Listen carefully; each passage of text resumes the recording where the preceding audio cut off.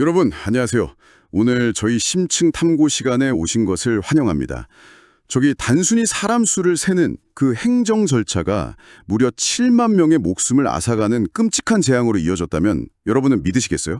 사실 현대 사회에서는 진짜 상상하기 어려운 일이죠. 사람 수를 세는 건 너무 당연한 일상이잖아요. 네, 맞아요.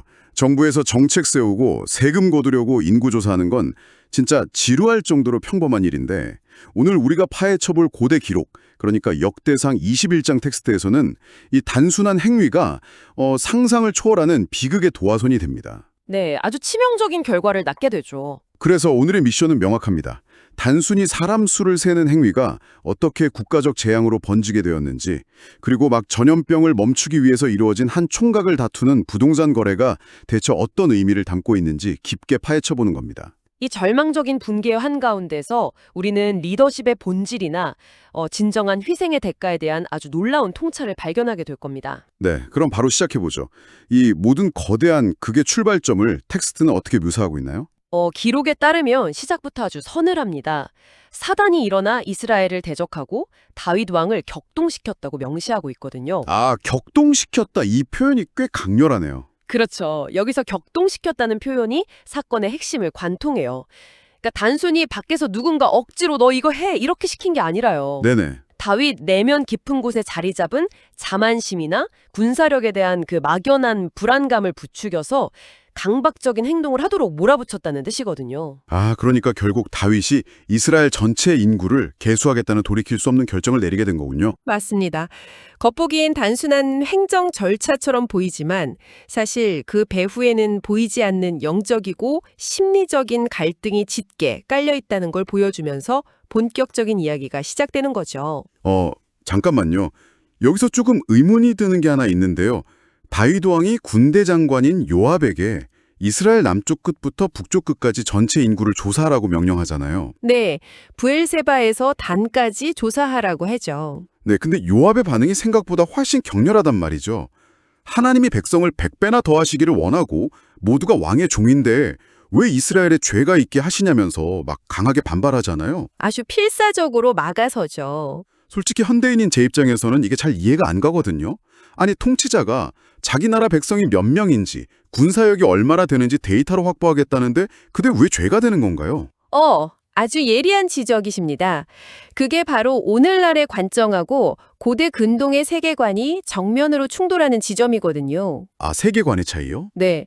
고대 사회에서 인구를 계수한다는 건 우리가 아는 통계청의 인구주택 총조사랑은 완전히 다른 메커니즘을 가져요.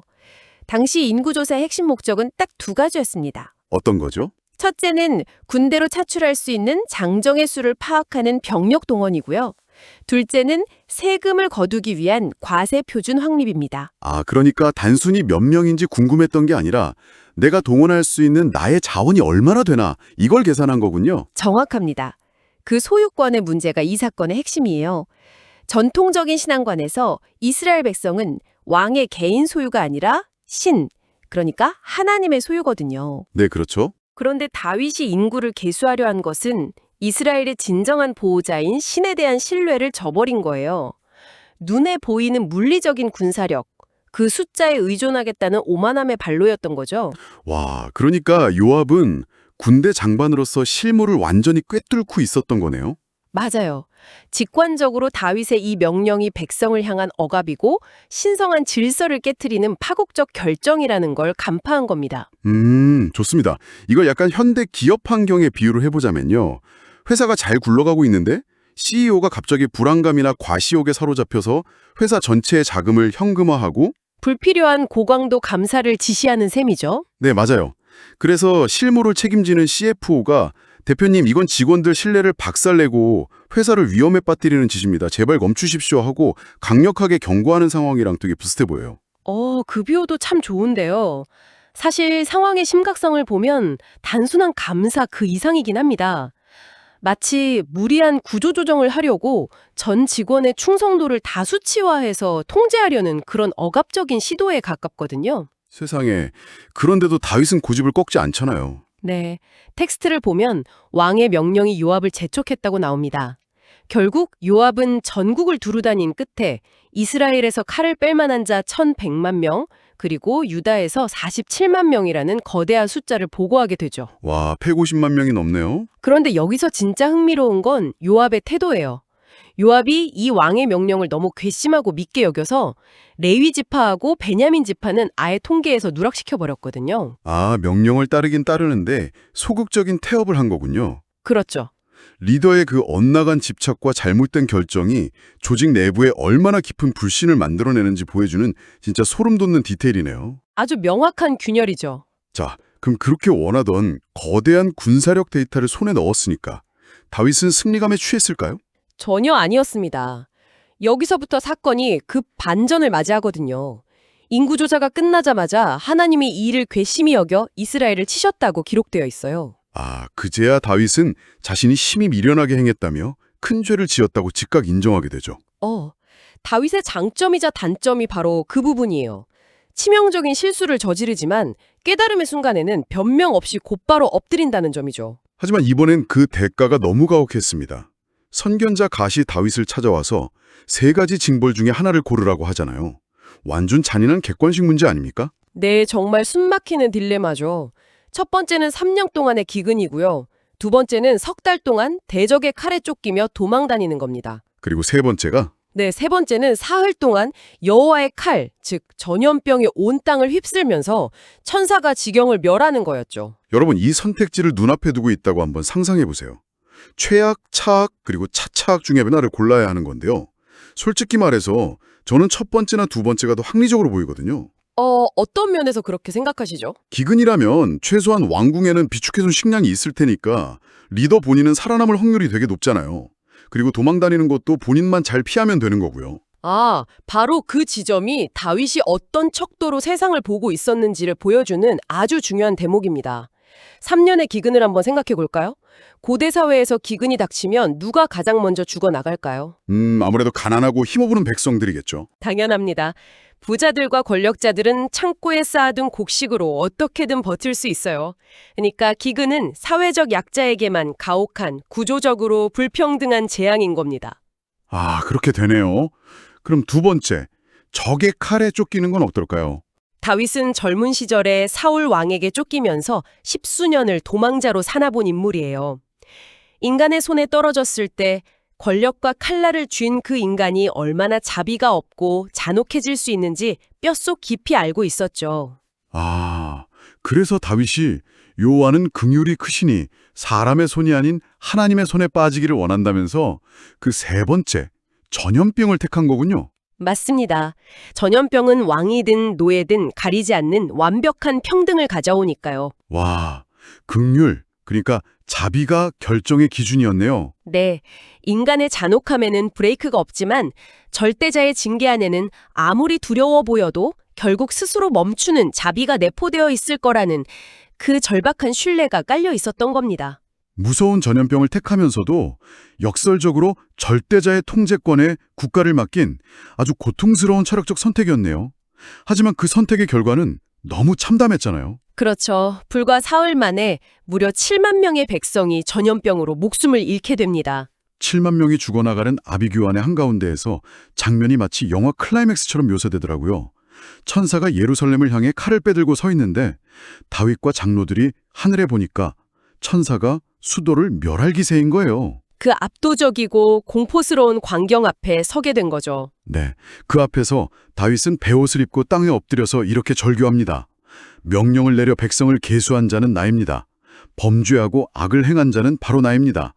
이 약무리 같은 백성들이 무슨 죄가 있단 말입니까? 아주 처절한 고백이죠. 차라리 나와 내 아비의 집을 치시고 주의 백성에게는 재앙을 거두어 주옵소서. 저 이 장면 읽으면서 숨이 탁 막히더라고요. 어떤 부분에서 그렇게 느끼셨나요? 이게 잘못된 지시로 회사를 부도 위기로 몬 대표가 수많은 직원들이 해고당하는 걸 보다가 마침내 무릎을 꿇고 모든 법적 책임을 내가 지겠다. 우리 직원들은 아무 잘못이 없으니 나를 구속해라 하고 나서는 결정적 순간 같았거든요.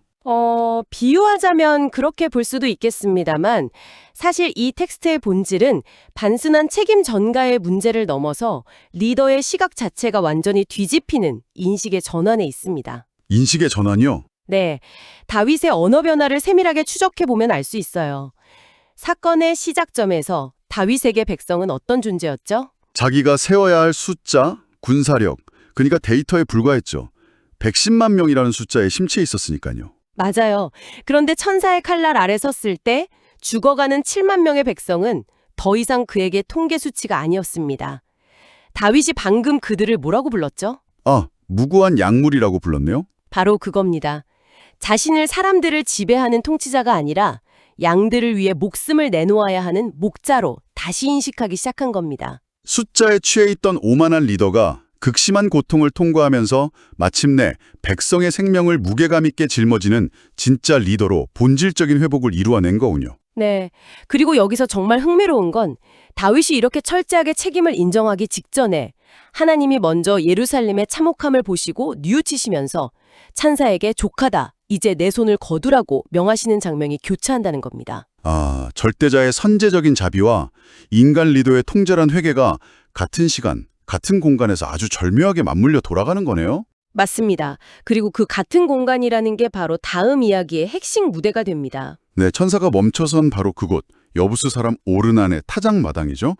재앙을 멈추기 위해 선견자 갓은 다윗에게 그 오르난의 타작마당으로 올라가서 제단을 쌓으라고 하잖아요. 여기서 평범한 일상의 풍경하고 초자연적인 신의 심판이 아주 기막히게 충돌합니다. 오르난은 그냥 자기 마당에서 밀을 타작하고 있었거든요. 그러다 고개를 돌렸는데 하늘과 땅 사이에 칼을 든 천사가 떠 있는 걸 본 거예요. 고대 이스라엘에서 타작마당은 바람이 잘 통하는 약간 높은 언덕에 있었어요.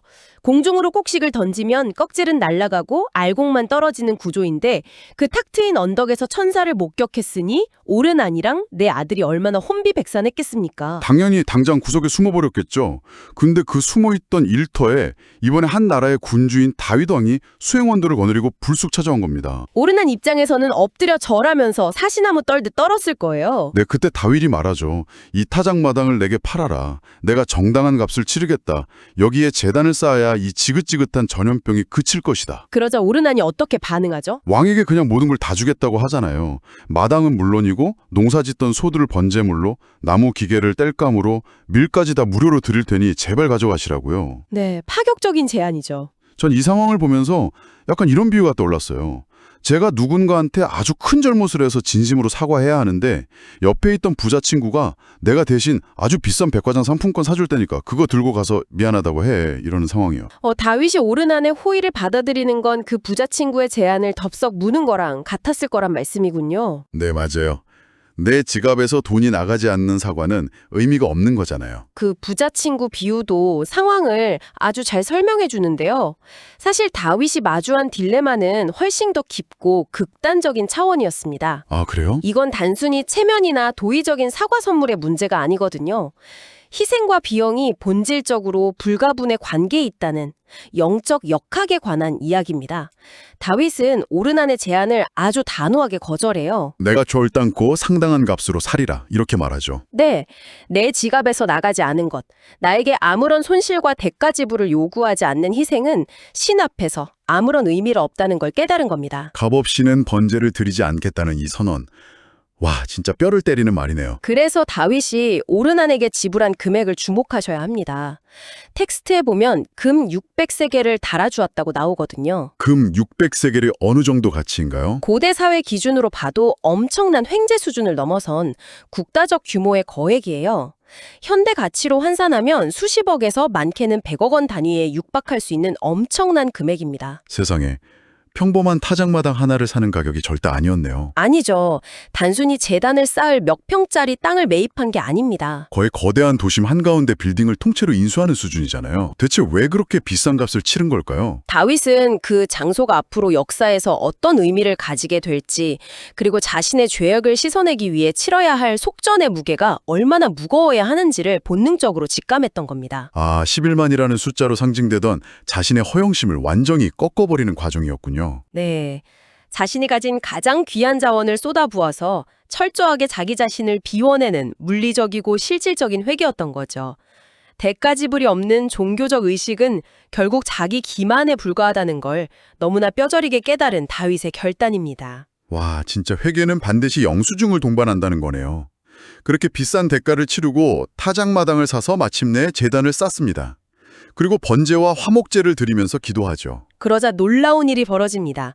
하늘에서부터 제단 위에 불이 내려와 응답하죠. 그 압도적인 현상 앞에서 마침내 하나님이 천사에게 명하시고 천사는 그 무시무시한 칼을 칼집에 꽂습니다.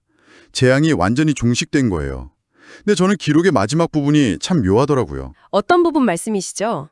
당시 이스라엘의 공식적인 국가 예배 장소, 그러니까 모세가 지었던 장막과 번제단은 기브온 산당에 있었잖아요. 네, 그곳이 공식 예배당이었죠. 다윗은 왕이니까 당연히 거기로 가서 제사를 드려야 마땅했는데 성경은 다윗이 여호와의 사자의 칼을 두려워해서 감히 기브온에 가지 못했다고 쓰거든요. 네, 그래서 결국 원래 중심지였던 기브온으로 가지 않고 오르난의 타작마당에 영구적으로 머물게 됩니다. 이걸 어떻게 이해해야 할까요? 아주 중요한 포인트인데요. 여기서 지리적이고 영적인 중심의 거대한 이동이 일어나는 겁니다.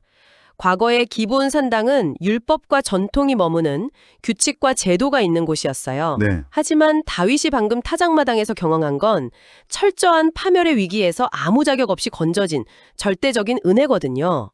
약간 이런 느낌이네요. 무시무시한 허리케인이 몰아치는데 기브온에 있는 최첨단 기상관측소로 도망가는 대신에 네. 자기가 방금 기적적으로 목숨을 건진 그 태풍의 눈 한가운데에 주저앉아서 거기를 아예 안식처로 삼아버린 느낌이요. 오, 아주 훌륭한 비유입니다. 기본이 틀렸다는 게 아니라 다윗 개인에게 있어서 생사가 갈린 실존적인 구원의 장소는 바로 그 태풍의 눈이었던 겁니다.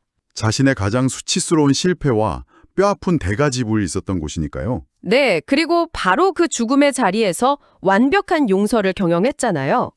결국 이 오르난의 타작마당은 훗날 다윗의 아들 솔로몬이 예루살렘 성전을 건축하는 영광스러운 터전으로 발전하게 됩니다. 리더의 가장 끔찍한 실패와 철저한 회개가 역설적으로 미래 세대를 위한 가장 거룩한 랜드마크를 탄생시켰다는 거네요. 진짜 아이러니하면서도 완벽한 결말입니다. 그렇죠. 와, 정말 압도적인 스토리였습니다.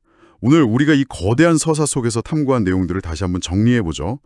우리는 리더의 통제되지 않은 자만심이 조직을 얼마나 순식간에 파국으로 몰고 가는지 목격했습니다. 네, 숫자에 대한 집착이 부른 비극이었죠. 그리고 진짜 위기의 순간에 부하들에게 책임을 돌리는 게 아니라 나와 내 집을 치라며 기꺼이 엎드리는 것이 진짜 리더의 무게라는 것도 확인했고요. 네, 맞습니다. 무엇보다 무너진 것을 온전히 회복하기 위해서는 타인의 공짜 호의에 기대는 게 아니라 스스로 지갑을 열고 뼈아픈 대가를 치러야만 한다는 사실이 아주 깊게 남네요. 희생에는 반드시 합당한 비용이 따른다는 핵심 교훈이죠. 네.